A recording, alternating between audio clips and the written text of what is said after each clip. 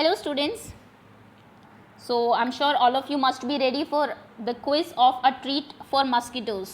आप इस चैप्टर की क्विज़ के लिए सभी रेडी होंगे। चैप्टर की एनसीईआरटी रीडिंग हम पहले कर चुके हैं, मैं आपको वर्कशीट भी करा चुकी हूँ, सारे इंपॉर्टेंट क्वेश्चंस कर चुके हैं। सो लेट अस सी कि कितने अच्छे से चैप्टर आपको समझ में आया है। उससे पहले मैं क्विज़ करने का तरीका बता दूं आपको जल्दी से। एक कॉपी पेंसिल लेके बैठ जाइए अपने साथ। जैसे ही आप क्वेश्चंस रीड करेंगे, क्वेश्चंस पढ़ेंगे, आंसर्स मैं आपको नहीं बताऊंगी, आंसर्स आपको लास्ट स्लाइड में मिलेंगे। आप आंसर्स लिखते जाइए, या फिर अगर मैं बताती हूँ तो डेफिनेटली मैं कुछ टाइम दूंगी और आप अपने आप को क्रॉस चेक करेंगे वहाँ पर कि आपको इसका आंसर आता है या फिर नहीं। और जितने आपके मार्क्स आते हैं आउट ऑफ 20 आप अपने नाम के साथ, अपने केवी के नाम के साथ मुझे कमेंट सेक्शन में बताएंगे, और आई एम श्योर कि आप सभी ऑनेस्ट रहेंगे इस चीज़ में। चलिए तो शुरू करते हैं। उससे भी पहले अगर कोई भी बच्चा न्यू है टू द चैनल या फिर किसी बच्चे ने अभी तक चैनल को सब्सक्राइब नहीं किया है तो वीडियो के नीचे राइट साइड में सीधे हाथ की तरफ रेड कलर से लिखा होगा सब्सक्राइब, आप उसको टैप कर दीजिए। इससे फ़ायदा ये होगा कि नेक्स्ट टाइम कोई भी वीडियो आपकी क्लास की आती है, क्विज़ की, वर्कशीट की, इंपॉर्टेंट क्वेश्चंस, हम लोग क्वेश्चन पेपर्स भी डिस्कस करते हैं, तो वो आपको पता लग जाएगी। ओके, चलिए तो शुरू करते हैं। So the very first question is malaria is caused by the bite of, malaria किसके काटने से होता है? आपको तीन ऑप्शंस यहाँ पर दिए हुए हैं, बटरफ्लाई, हाउस फ्लाई, मॉस्किटोज या फिर हनी बी। बटरफ्लाई तितली के काटने से होता है, हाउस फ्लाई मक्खी मच्छर या फिर हनी बी मधुमक्खी। किसके काटने से मलेरिया होता है? वीडियो को पॉज कर दीजिए, अपना आंसर दीजिए, उसके बाद आप आंसर सुनेंगे और देखेंगे कि आपका आंसर सही है या नहीं। ओके, तो आपने आंसर गेस कर लिया होगा। This much time is enough I think. तो सबसे पहले तो आपको दिखाते हैं, देखिए ये हैं वो इंसेक्ट महाशय जिनके काटने से आपको मलेरिया होता है। और एक्चुअली ये जो मलेरिया ऐसा नहीं है कि कोई भी मच्छर आपको काटेगा तो मलेरिया हो जाएगा। एक स्पेसिफिक मच्छरों के भी बहुत सारे टाइप होते हैं, मार्श सुना होगा आपने, कुलेक्स, एडीज़, लेकिन जो मच्छर मलेरिया फैलाता है वो है हमारी फीमेल एनोफिलीज़। और ये नाम आपको याद होना चाहिए बिकॉज इंपॉर्टेंट है, एग्जाम में आ सकता है। देखिए एक्स्ट्रा इन्फॉर्मेशन जो आपको स्लाइड्स के बीच में दी जाती है आप उनको भी ध्यान से देखिए बिकॉज वो भी इंपॉर्टेंट है कहीं ना कहीं। बहुत सारे क्वेश्चंस मैं ऐड नहीं कर सकती हूँ इसमें, दैट इज़ वाई मैंने नहीं किए हैं, बट जो बीच में इन्फॉर्मेशन मिले उसको भी आप ध्यान से देखेंगे। ओके, सो ये एक प्लाज्मोडियम पैरासाइट होता है आपका which is transmitted by the infected mosquito anopheles. Anopheles होती है आपकी इन्फेक्टेड, अगर वो है और उसने किसी को काटा तो फिर आपको मलेरिया हो सकता है। Okay, next question for you is mosquitoes lay eggs in. Mosquitoes जो हैं आपके मच्छर वो कहाँ पर अंडे देते हैं? आपके ऑप्शंस हैं, ए फ्रेश वाटर साफ पानी में, बी स्टेगनेंट वाटर रुके हुए पानी में, सी मिनरल वाटर या फिर D none of these. Mosquitoes eggs कहाँ ले करते हैं? पॉज कर दीजिए, आंसर दीजिए, सोचिए, फिर मैं आपको आंसर बताती हूँ। ओके, थोड़ा सा हिंट दे देती हूँ, बताती नहीं हूँ। ये देखिए आपको यहाँ पर ही कुछ दिखाई दे रहा है और इसमें बहुत सारे पानी में बहुत सारे आपको मच्छर के शायद एग्स ना दिखाई दे, मच्छर आपको दिखाई देते होंगे। जो वाटर फ्लोइंग होता है अगर उसमें एग्स देंगे तो इनके एग्स बह जाएंगे। सो ये कैसे एग्स में पानी देते हैं? मॉस्किटोज जो है आपके वो स्टेगनेंट वाटर में एग्स ले करते हैं। So option B is correct. Okay,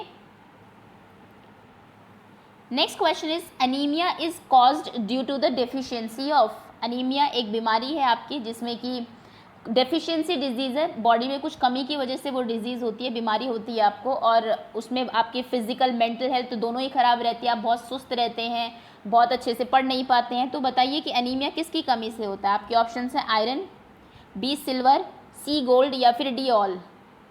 iron की कमी से बॉडी में, सिल्वर आयरन लोहे को बोलते हैं, सिल्वर चांदी, सोना ऑल। तो हमारी बॉडी में चांदी सोना होता है नहीं, आई एम श्योर आपको पता होगा ऐसा क्या है।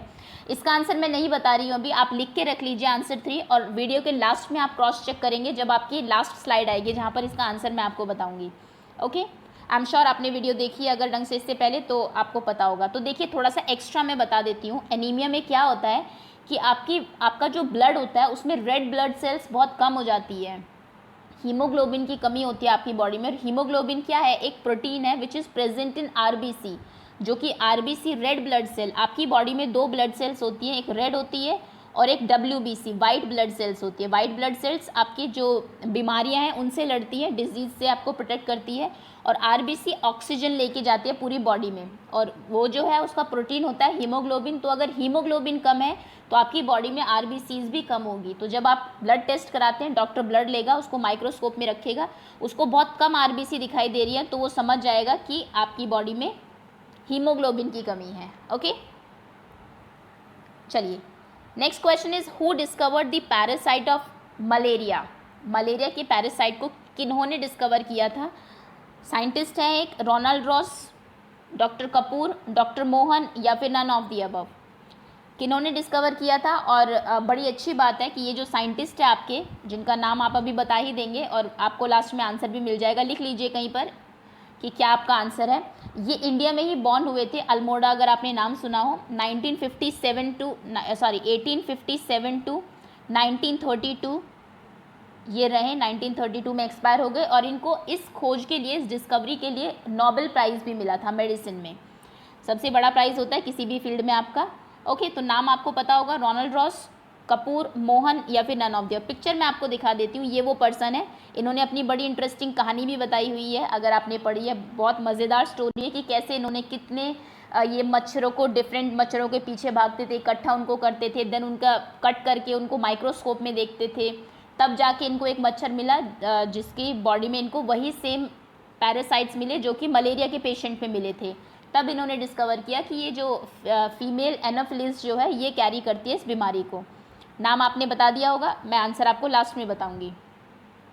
Next question is the young ones of mosquitoes is. जो बेबीज होते हैं मॉस्किटो के बच्चे जो होते हैं उनको आप क्या कहते हैं? आपके ऑप्शन हैं बी बटरफ्लाई, लार्वा, या फिर कैटरपिलर। वीडियो अगर आपने ध्यान से देखी इससे पहले तो उसमें मैंने बताया हुआ है आपको, what do you call to the young ones of mosquitoes, B butterfly, larva, caterpillar. I am sure आपने आंसर कर दिया होगा। आंसर मैं नहीं बताती लेकिन दिखा देती हूँ। तो ये देखिए, ऐसे होते हैं आपके जो यंग वंस होते हैं, जो बच्चे होते हैं आपके, बेबीज़ जो होते हैं, एग से निकलते हैं ये मच्छर के, बिल्कुल थ्रेड जैसे होते हैं। तो बहुत जूम करके आपको दिखाया हुआ है, बिल्कुल आपको धागे जैसे लगेंगे। अगर आप कहीं पानी रुका हुआ है और उसमें आप मच्छर है और आप बहुत ध्यान से देखें तो, अगर जूम करके और दिखाएं तो इस तरीके का एक वो होता है। विंग्स डेवलप नहीं होते, पंख नहीं निकले होते तब तक। इनको क्या कहते हैं ये आपने कमेंट सेक्शन में बता ही दिया होगा। नेक्स्ट क्वेश्चन है आपका, a doctor keeps blood slide under the. जब आप डॉक्टर के पास ब्लड टेस्ट के लिए जाते हैं तो वो आपकी थोड़ा सा ब्लड निकालता है, उसको स्लाइड पर रखता है। और स्लाइड को किस पे रखता है? आपके ब्लड को देखने के लिए। आपके ऑप्शंस हैं ए माइक्रोफोन, बी माइक्रोस्कोप, सी माइक्रो ट्रीटमेंट, या फिर D stethoscope. Most of the word से आप परिचित होंगे, इसमें जानते होंगे। माइक्रोफोन होता है माइक जिसे आप बोलते हैं, MIC माइक, जिस पे आप आपके फ़ोन में भी होगा, जिस पे आप बोलते हैं और दूसरे आपकी आवाज़ सुनते हैं। जैसे मैं बोल रही हूँ आप तक आवाज़ जा रही है, माइक्रोफोन की वजह से ही हो रहा है। तो किस पर रखते हैं वो ब्लड को? आपके माइक्रोफोन, माइक्रोस्कोप, माइक्रो ट्रीटमेंट, या फिर स्टेथोस्कोप। आंसर दीजिए, फिर क्रॉस चेक करिएगा। इसका आंसर मैं अभी बताऊँगी बिकॉज मुझे इस इंस्ट्रूमेंट के बारे में आपको और भी चीज़ें बतानी हैं। ओके, सो देखिए, ये है वो इंस्ट्रूमेंट जिससे कि कोई भी पर्सन जो आपका डॉक्टर होता है स्लाइड को इसके ऊपर रखता है, फिर आपकी ब्लड की टेस्ट करता है, और इसका नाम है माइक्रोस्कोप। तो अगर आपने ए ऑप्शन सेलेक्ट किया था माइक्रोस्कोप, तो आपका आंसर सही है। थोड़ा सा माइक्रोस्कोप के बारे में बता दूं कि बहुत पहले इसकी डिस्कवरी हो गई थी 1590 में। ओके, 1590s में इसकी डिस्कवरी हो गई और किन्होंने की थी? कई बार ये भी आपके जीके के लिए बड़े इंपॉर्टेंट क्वेश्चन हो जाते हैं। उन साइंटिस्ट का नाम था ज़िचारियन जैनिसन। ओके, नाम याद रख लीजिए अगर आप कर सकते हैं, ZACHARIAN, ज़िचारियन जैनिसन। ओके, और ये एक इंस्ट्रूमेंट है which is used to see object that are too small to be seen by naked eyes. अगर आप खाली आंखों से उनको देखेंगे आपको नहीं दिखाई देगा, बट आप इसके ऊपर रख के आप ब्लड को देखें तो आपको रेड ही दिखता है, बट ब्लड को अगर आप माइक्रोस्कोप में देखेंगे तो देखिए आपको इस तरीके का दिखेगा। ये आपकी RBCs है, ये ज़रूर कुछ ना कुछ ये प्रॉब्लम डॉक्टर डेफिनेटली बता पाएंगे कि अगर आपके ब्लड में इस तरीके की आपको चीज़ें मिलती है, जैसे कि जो मलेरिया पेशेंट होते हैं उनके ब्लड में ब्लैक स्पॉट्स मिलते हैं। ओके, सो उससे पता लग जाता है कि हाँ इनको मलेरिया है। तो इस तरीके से आपके ब्लड दिखाई देता है माइक्रोस्कोप में।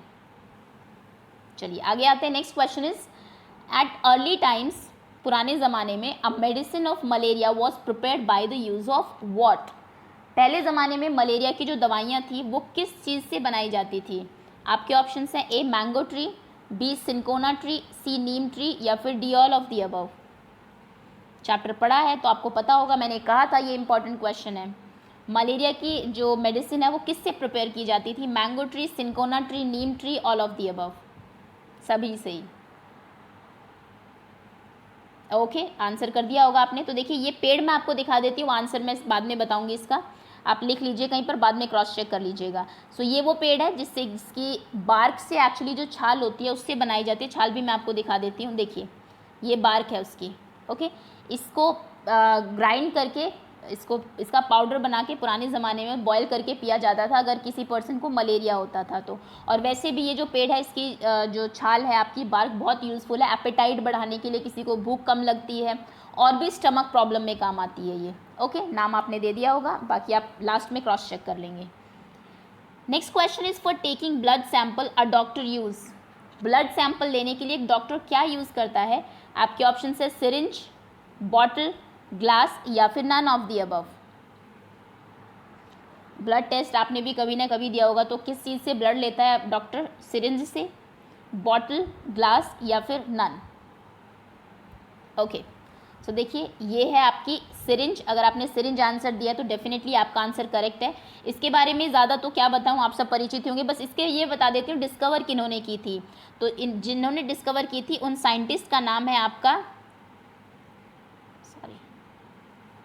फ्रांसिस राइंड। ओके, इन्होंने सिरिंज को डिस्कवर किया था, फ्रांसिस राइंड, नाम याद रखेंगे आप। Next question is now days people use blank made from cinchona tree. देखिए उसका आंसर सिंकोना ट्री था, आपने दिया होगा डेफिनेटली कि पुराने ज़माने में सिंकोना ट्री के उसको बार को पाउडर करके आपकी मेडिसिन बनती थी। आज भी उसी से ही बनती है लेकिन लोग इतनी मेहनत नहीं करते ऑब्वियसली। तो आज सिंकोना ट्री का क्या बनता है? लिक्विड। अगर किसी को मलेरिया है तो सिंकोना ट्री का लिक्विड बना हुआ आएगा, टैबलेट आएगी, पाउडर आएगा या फिर none of the above. NCERT में ये भी मेंशन है आपका। एनसीईआरटी में बहुत सारी इन्फॉर्मेशन है, बस ये है कि थोड़ी सी मेहनत करनी पड़ती है, बच्चों को ढूंढना पड़ता है, बीच में छुपी हुई होती है इन्फॉर्मेशन स्टोरीज के बीच में। ओके, आपने आंसर कर दिया होगा। तो ये देखिए क्या चीज़ है ये, जो भी आपने आंसर दिया है, आई एम श्योर लास्ट में आपको आंसर पता लग ही जाएगा, पर ये चीज़ बनाई जाती है सिंकोना कंपाउंड। ओके, देखिए लिखा भी हुआ है आपका यहाँ पर, देखिए बैक्टीरियल इन्फेक्शन के लिए तो है ही ये, मैंने कहा था कि स्टमक प्रॉब्लम, एंटी मलेरिया है ना, मलेरिया में भी इसको यूज़ करते हैं आप लोग, दिखा भी दिया मैंने, किसी को अगर हो तो आप सजेस्ट भी कर सकते हैं। Next question is lack of haemoglobin cause.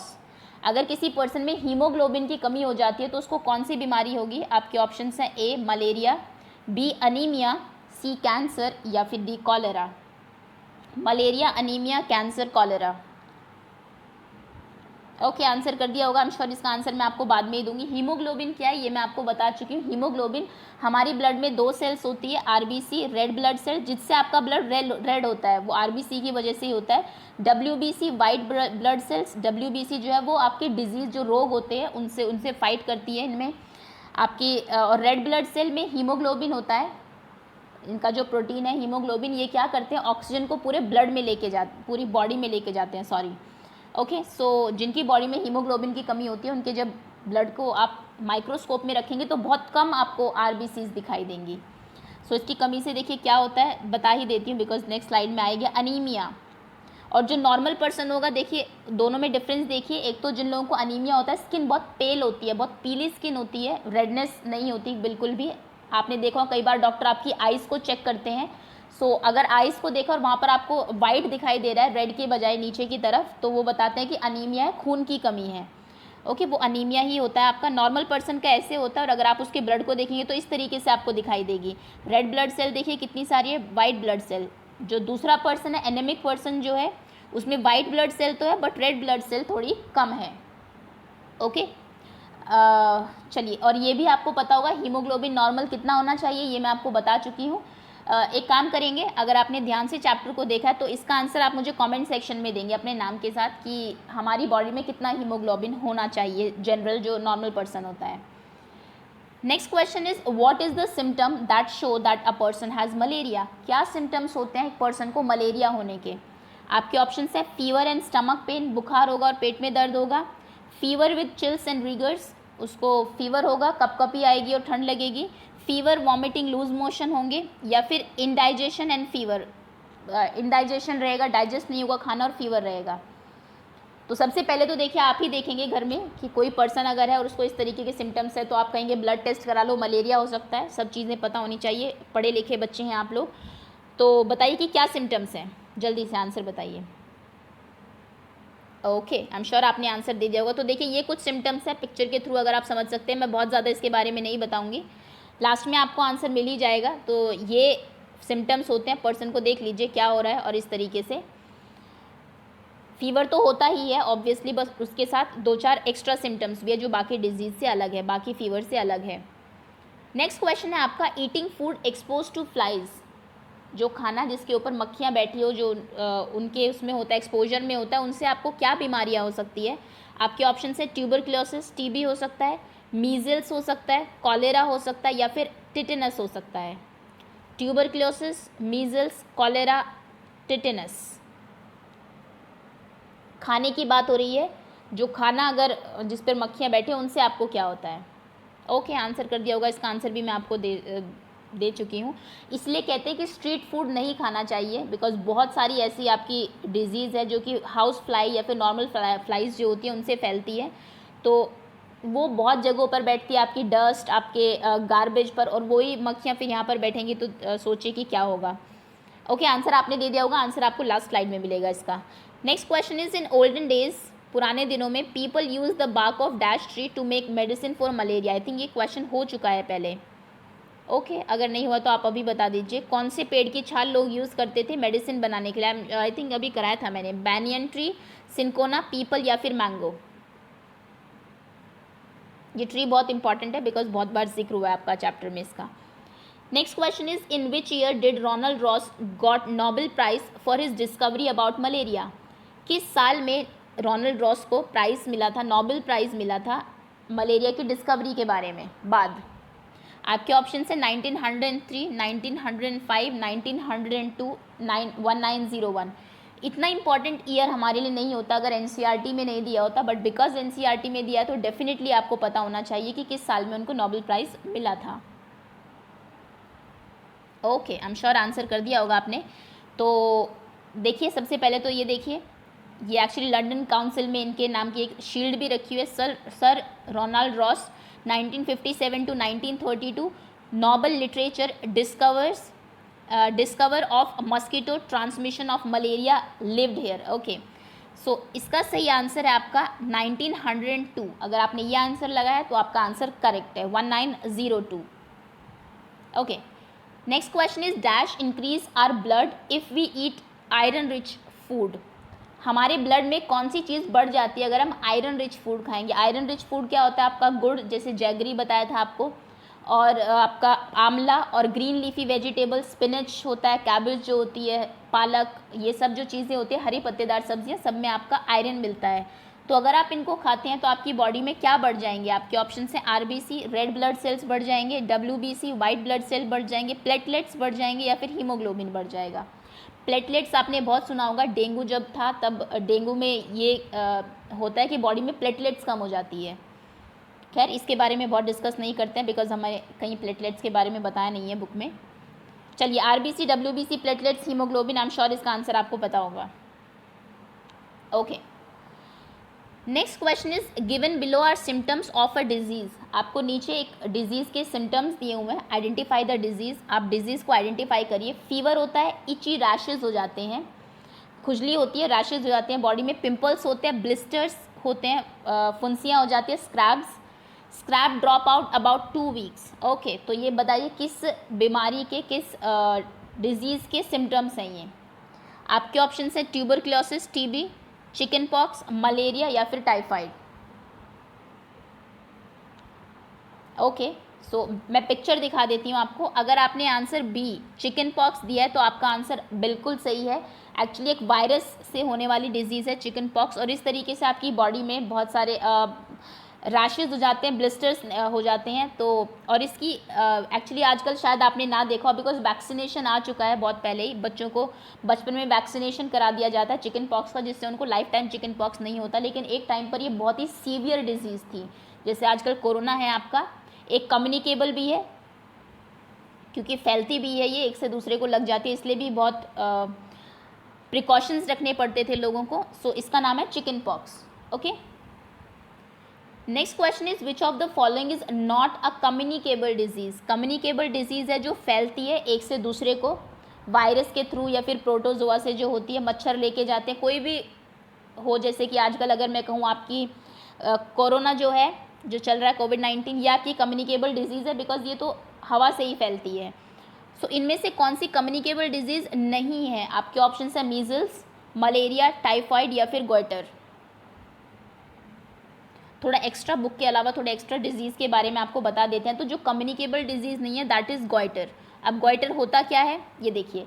Goitre में आपकी जो ग्लैंड है नेक की, वो थोड़ी सी एनलार्ज हो जाती है, बढ़ जाती है। और ये किसकी डेफिशिएंसी से होता है? डेफिशिएंसी डिजीज़ है, एक दूसरे से लगती नहीं है। अगर बॉडी में आपकी कमी है उस पर्टिकुलर न्यूट्रिएंट की तो आपको हो सकता है। और ये होता है आपकी आयोडीन की कमी से। आयोडीन किस में होता है? नमक में। तो नमक आपको ज़रूर खाना चाहिए अगर आपकी बॉडी में आयोडीन, और नमक भी आयोडाइज्ड जो हो। ओके, सो अगर आपकी बॉडी में किसी भी तरीके से आयोडीन की कमी होती है तो आपको गोइटर हो सकता है।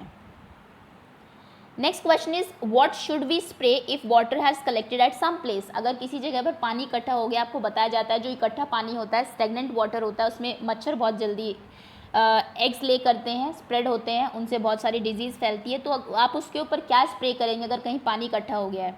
आपके ऑप्शन है परफ्यूम, वाटर, एसिड या फिर केरोसिन। ओके, तो देखिए ये सही है। जब भी कभी पानी कहीं इकट्ठा हो, आप अलग अलग प्लेसेस पर देख रहे हैं और लोग क्या कर रहे हैं इकट्ठे पानी में, ताकि मच्छर पैदा ना हो, वो केरोसिन स्प्रे करते हैं। केरोसिन मिट्टी का तेल हम बोलते हैं। इससे क्या होता है, जो मिट्टी का तेल है वो पानी के ऊपर एक लेयर बना लेता है। आप जानते हैं कि केरोसिन जो ऑयल है आपका, कोई भी ऑयल वो पानी में के साथ मिक्स नहीं होता, ना ही अंदर जाता है, वो ऊपर फैल जाता है। तो जब ये ऊपर फैल जाता है तो पानी के अंदर ऑक्सीजन नहीं जाती, और जब लार्वास को ऑक्सीजन नहीं मिलती तो वो मर जाते हैं। इसलिए जब भी कहीं पानी इकट्ठा हो तो उसके ऊपर आप मिट्टी का तेल डाल दीजिए। नेक्स्ट क्वेश्चन इज जैगरी, गुड़ जिसे आप बोलते हैं। Amla, green leafy vegetables are rich in, ये मैं बता चुकी हूँ तो इसका आंसर मैं आपको अभी नहीं बताऊंगी। जिंक, विटामिन्स, आयरन या फिर प्रोटीन। जो आपकी गुड़, आंवला, ग्रीन लीफी वेजिटेबल्स है उनमें क्या चीज़ बहुत ज़्यादा होती है? जिंक होता है, सॉरी विटामिन्स होते हैं, आयरन या फिर प्रोटीन। जो एनीमिक पर्सन होते हैं, जिनमें खून की कमी होती है, उनको ये खाने के लिए बोला जाता है। तो बताइए कि इनमें क्या होता है? देखिए आप सभी ने देखा ही होगा, आई एम श्योर। ये आंवला है, आपके हेयर के लिए भी बहुत अच्छा होता है। आपने कहीं शैम्पूज़ के ऐड में भी सुना होगा, इसमें है आंवला के गुण एंड ऑल। ये आपका गुड़ है, सर्दियों में आता है। और ये है हमारे ग्रीन लीफी वेजिटेबल्स, बहुत सारी होती है, तो हरी पत्तेदार सब्जियाँ।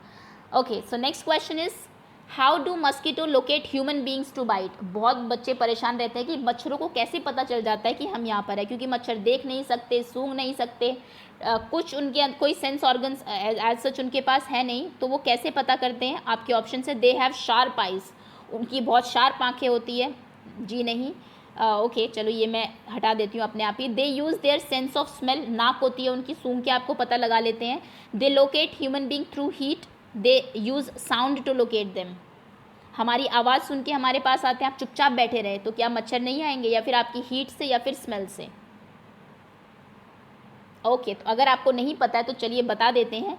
जो मस्कीटोज़ हैं वो आपको आपकी हीट से, बॉडी हीट से पहचान लेते हैं, क्योंकि जानते हैं हमारी बॉडी जो है वो बाकी जो टेम्परेचर है रूम का उससे थोड़ी सी ज़्यादा बॉडी टेम्परेचर रहता है आपका। तो जहाँ पे उन्हें थोड़ा सा हीट लगेगा, फील होगा, वो वहीं पर ही उसी तरफ ही अट्रैक्ट होंगे। तो ऑप्शन सी करेक्ट है आपका।